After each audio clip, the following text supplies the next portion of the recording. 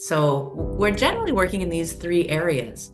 Build, especially when we're working solution focused, like get a clear picture of where you're headed.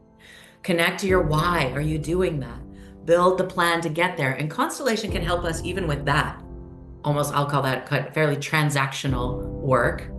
And as a coach, we might also support clients to go a little bit into the past about, when has there been a time where you were really successful at this, right? So we might go into this near remembered past, really when you were really successful. We might do a little bit for some of you, like parts work, this part of you that's resistant, or what do you notice about that limiting belief when a client becomes conscious of, yes, I want that, but I'm scared, or but I doubt myself. There's usually a belief underneath that we skillful coaches have learned to work with to help our clients unhook from that. But when we're working with constellations, right, not only are we supporting our client to just notice that there's a much bigger conversation here about moving forward and the impact and the relevancy of that, but there's also,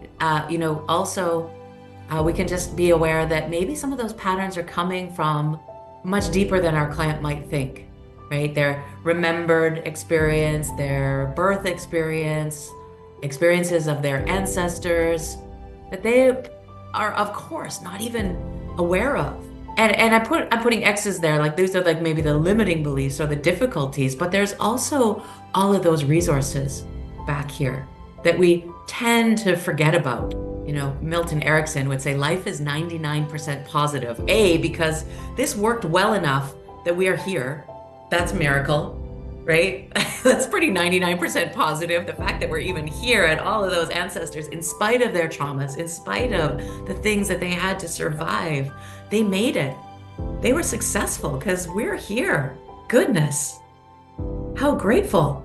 And they learned a lot, right? They had lots of skills in order to make that possible that we can actually tap into. We forget how much resource we have there and what's available for us.